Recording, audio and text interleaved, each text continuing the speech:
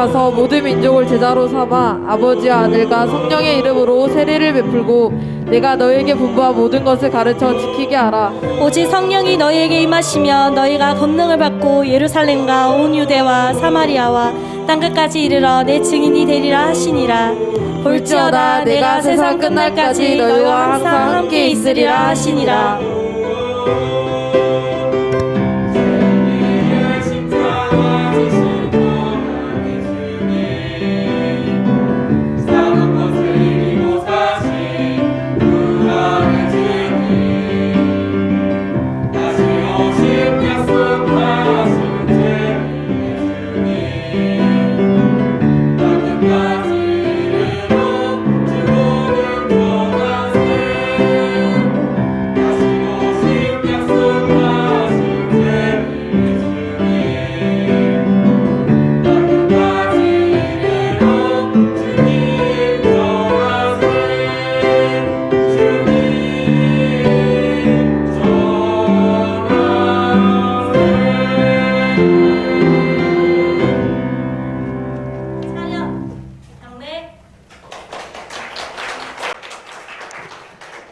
감사합니다.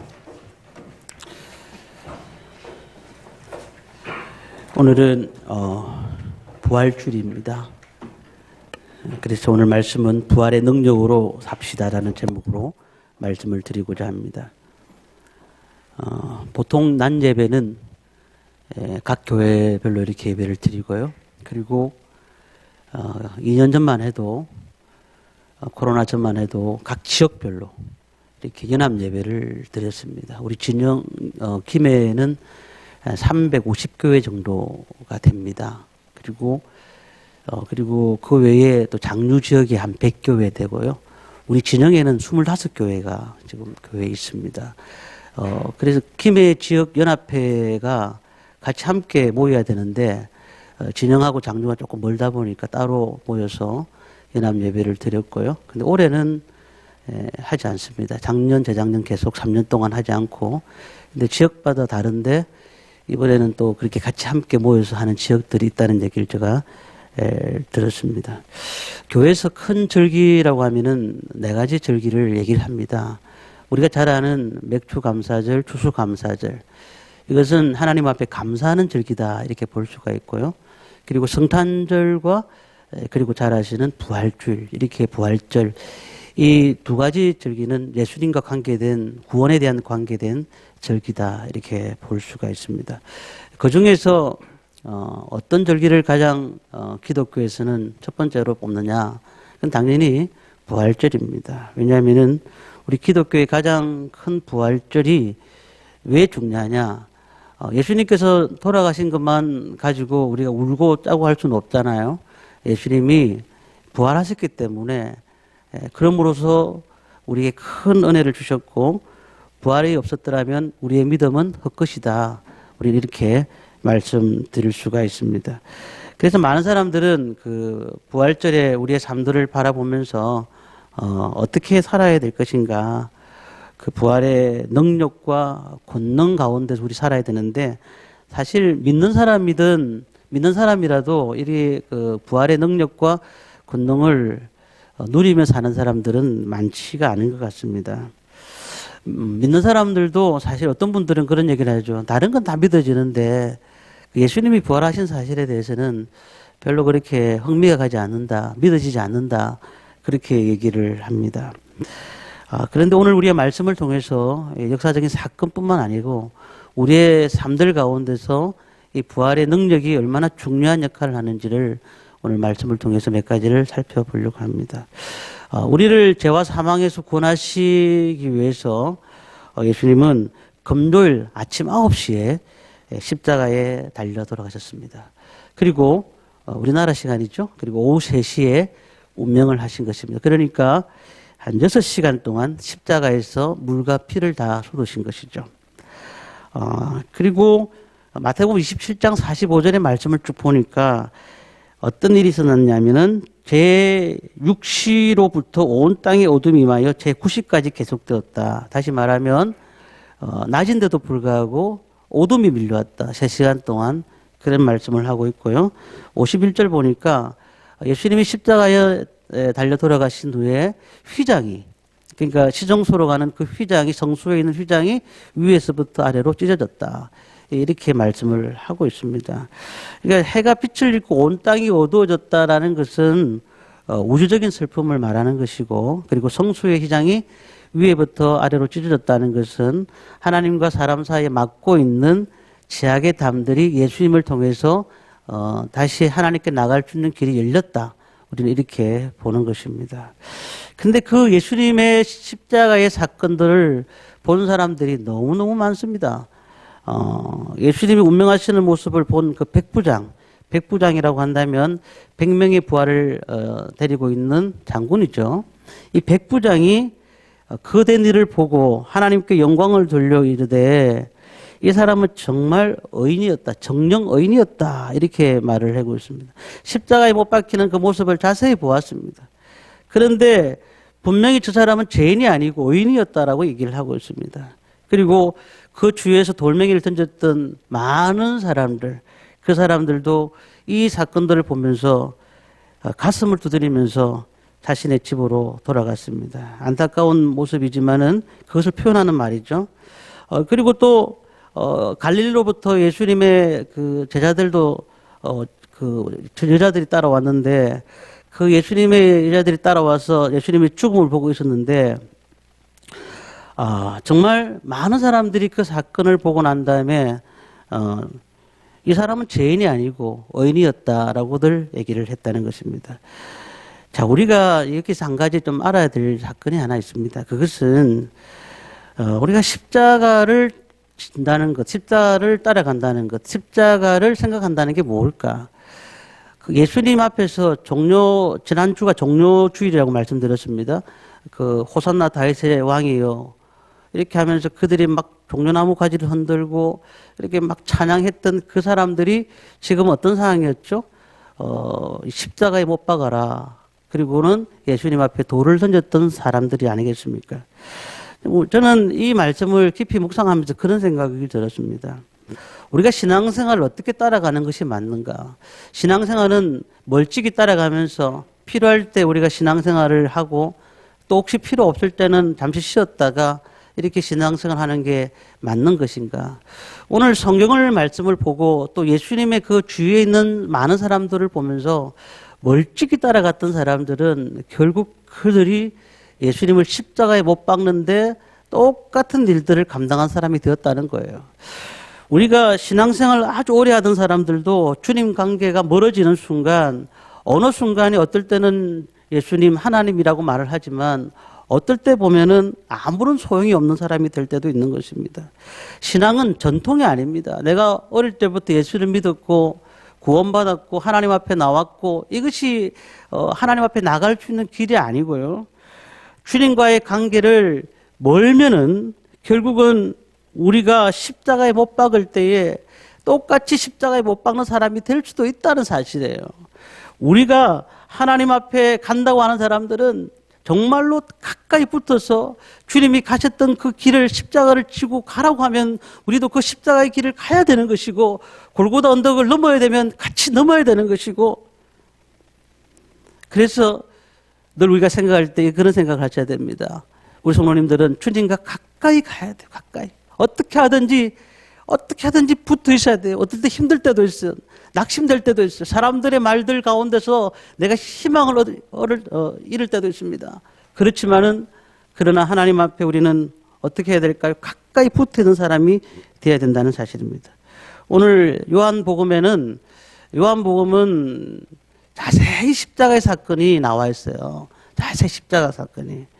근데 십자가 사건을 나와 있는데 안식 후 첫날 주일 새벽 미명에 막달라 마리아와 몇 여자들이 그 주님의 계신 무덤으로 찾아갑니다.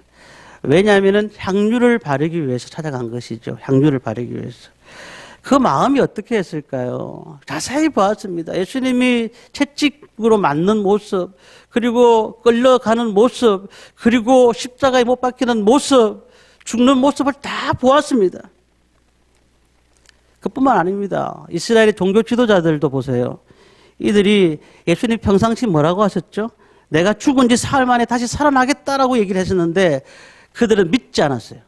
믿지 않았는데 문제는 그들이 혹시나 그럴 것 같아가지고 군병들을 지켜가지고 거기에다가 큰 돌을 막아버렸던 겁니다. 그래서 군병들이 무덤을 지키고 있던 것이죠. 무덤을 찾아가는 여인들의 마음을 먼저 생각해 볼까요? 정말 그 모든 생각들이 머릿속에 싹 지나가기 시작합니다.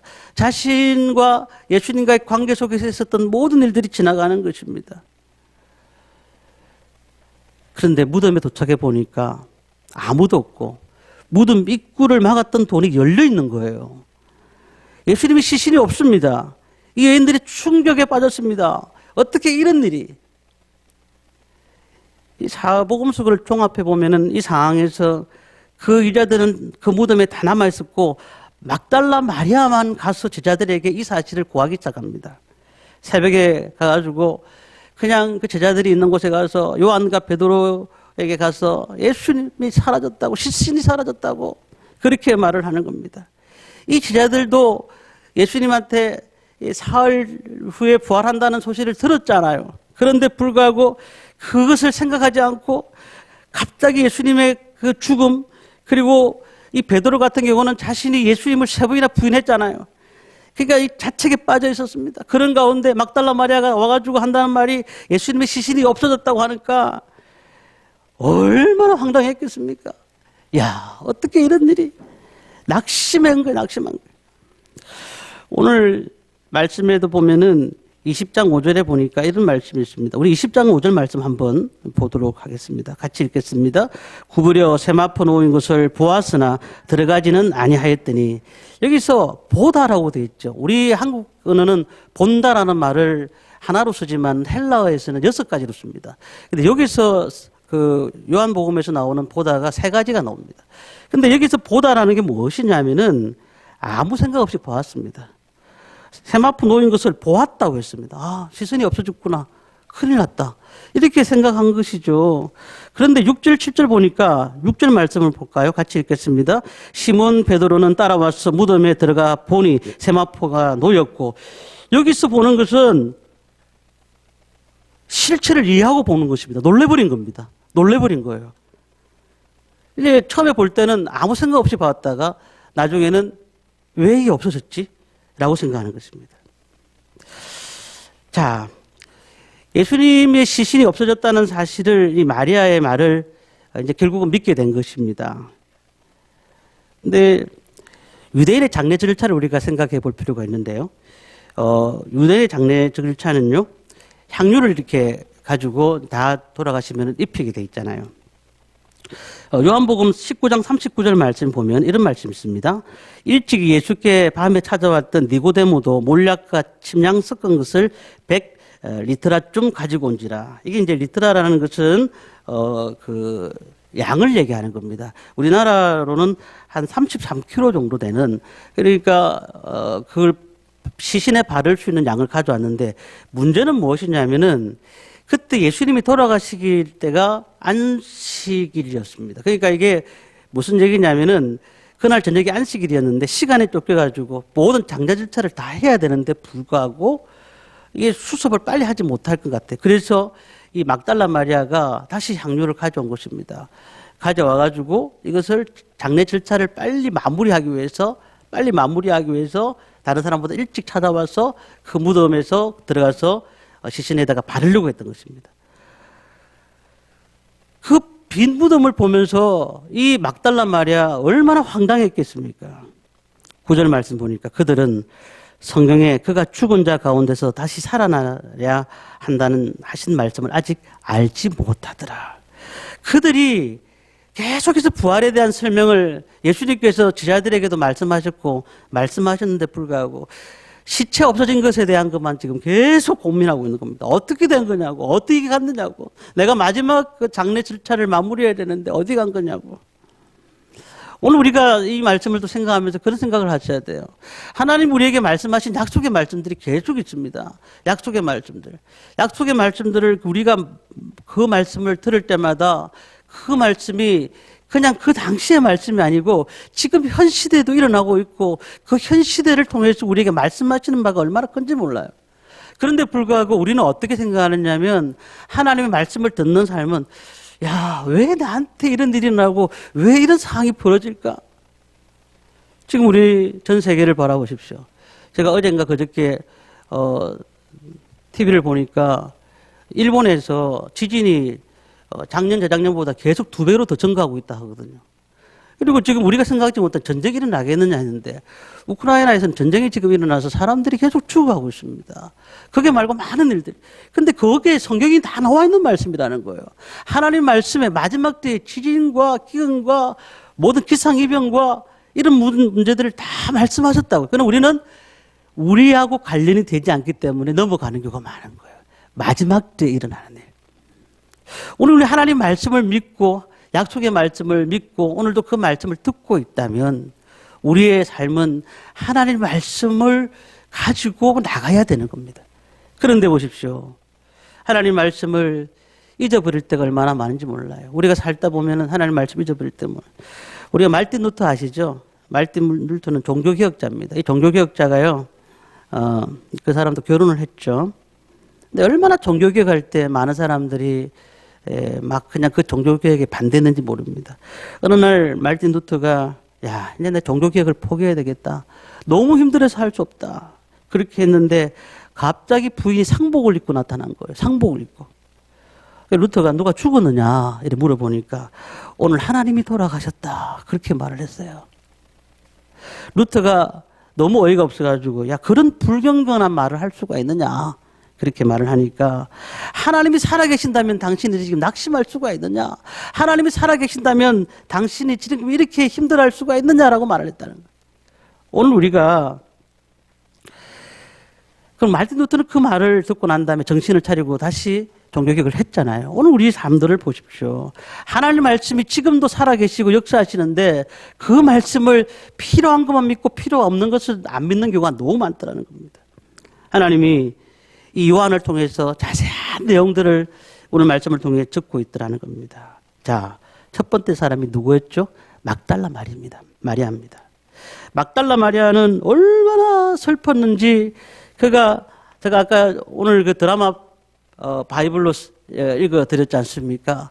그의 느낌을 100% 전하지는 못하겠지만 그 성우가 그 느낌을 적었습니다. 13절 보니까 천사들이 이르되 어찌하여 우느냐 이르되 사람들이 내게 주님을 옮겼다가 어디 두었는지 내가 알지 못함이니이다.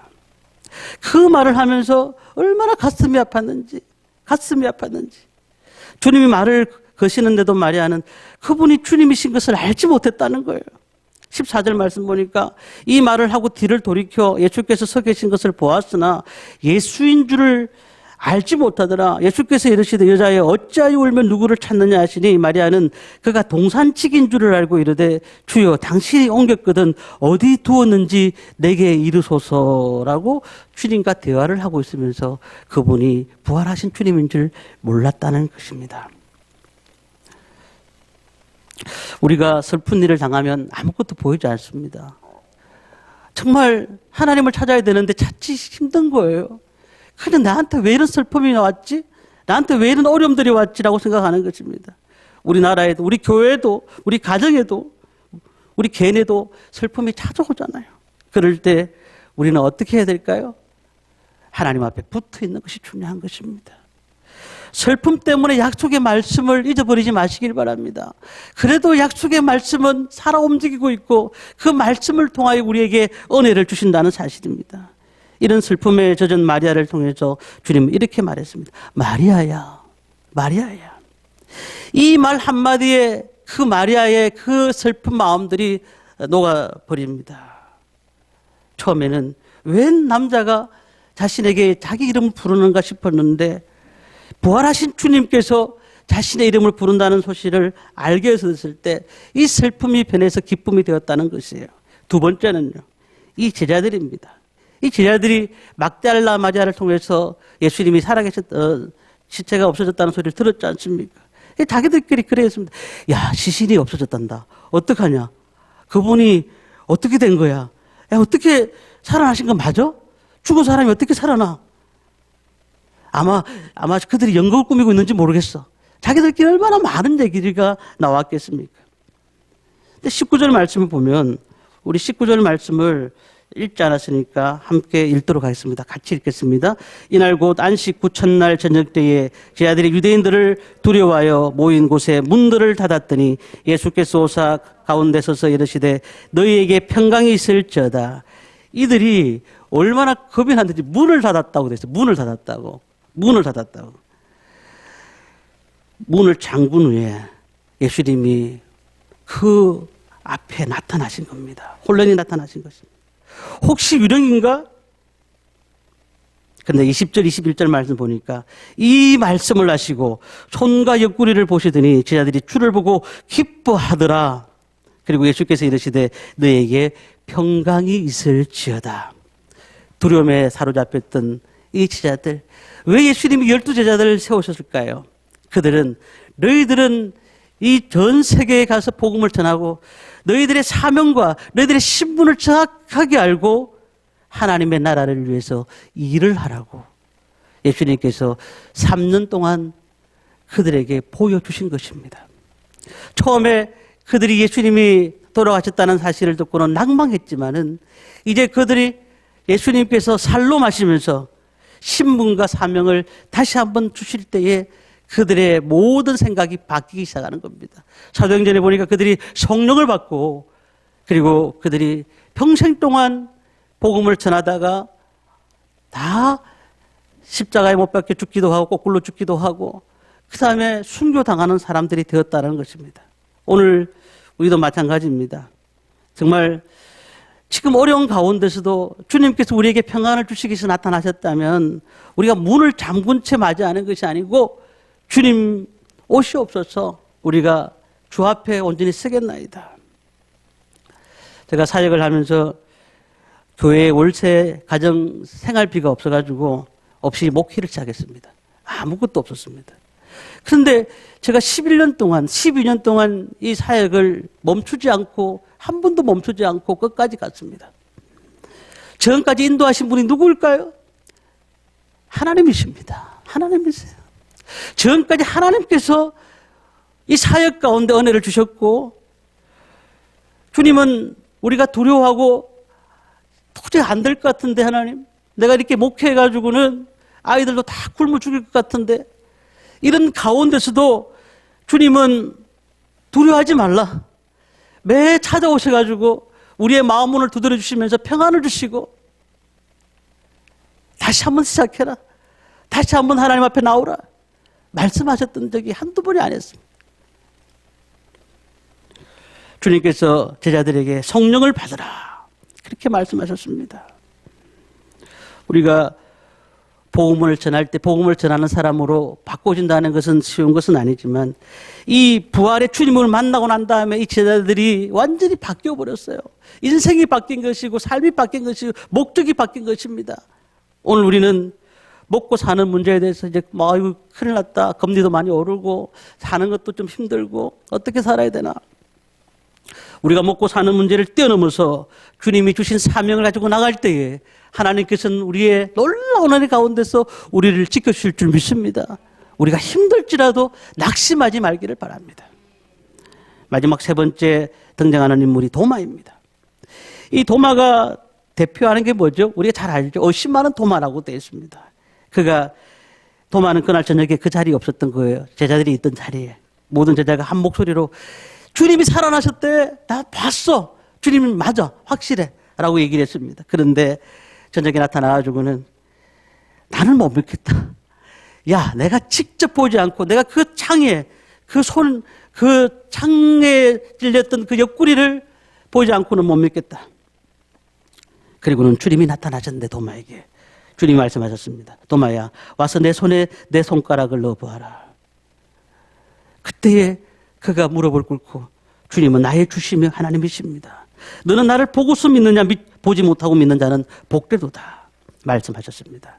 오늘 우리가 의심이 있을 수 있습니다. 신앙생활은 참으로 모르는 것도 많고 정말 어떨 때는 의심이 가득할 때가 많습니다. 하지만 로마서 10장 17절에 이렇게 말합니다.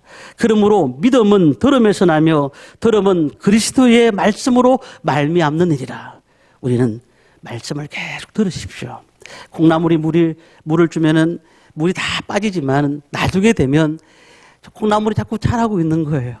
저는 그것을 많이 느낍니다. 우리 성도님들 주일날 어떨 때는 말씀이 들리지 않을 때도 있고 어떨 때는 힘들 때도 있지만 하나님의 말씀을 잘 들으십시오. 그러면 믿음이 자라나게 됩니다. 우리는 그 말씀을 잘 듣고 신앙생활을 할 때 하나님의 크신 은혜가 넘치게 될 줄 믿습니다. 말씀을 정리합니다. 로버트 로울이라는 목사님이 계셨습니다. 이 목사님은 필라델피아 대생으로 17세 때 예수님을 영접했습니다. 버크넬 대학에서 우동으로 졸업했습니다. 그리고 침례교회에서 안수를 받고 뉴욕에서 목회를 했습니다. 남북 전쟁이 일어났습니다. 그때 죽은 시체를 장례하기 위해서 전쟁터로 달려갔습니다. 수많은 부상자들, 죽어가는 사람들을 살려야 되겠다고 생각한 것입니다. 그러면서 주여 제가 이 생명을 건져내 주옵소서, 저에게 이 사명을 주옵소서. 그래서 시체의 더미 속에서 부상자를 건져내기 시작합니다. 그런데 자신도 그 일을 하다 보니까 자기 몸이 망가지면서 죽어가기 시작하는 겁니다. 그때의 환상 중에 주님의 음성이 들렸습니다. 로울이 목사야, 내가 살아있느니라. 내가 어두움을 이기고 살아났느니라. 지금 내 속에 살아있느니라. 그때 그에게 부활의 능력이 임하여서 찬송가 160장 무덤에 머물러 나중에 부를 찬양했는데 이것을 지었다는 거예요. 무덤에 머물러. 부활의 사건은 막달라 마리아 그리고 제자들 어심에 찬 도마에게 나타나셔서 모든 문제를 해결해 주셨습니다. 마찬가지입니다. 오늘 우리 성도님들 어려운 가운데 있습니까? 부활의 주님을 만나시기를 바랍니다. 그렇다면은 우리 교회와 우리 교인과 우리 가정과 사업과 모든 하는 일 가운데 하나님의 역사가 임할 줄 믿습니다. 어려운 일이 찾아와도 부활하신 주님을 손을 잡으십시오. 그러면은 그 어려운 가운데 멀찍이 따라가는 것이 아니고 가까이 붙어서 주님을 따라간다면 주께서 우리와 늘 함께 하신다는 사실을 우리는 믿게 될 줄 믿습니다. 늘 주신 사명 붙잡으십시오. 하나님 우리에게 말씀하셨던 사명을 붙잡으십시오. 그리고 확신 가운데 살아가는 저와 성도님들 되시기를 주님의 이름으로 축원합니다.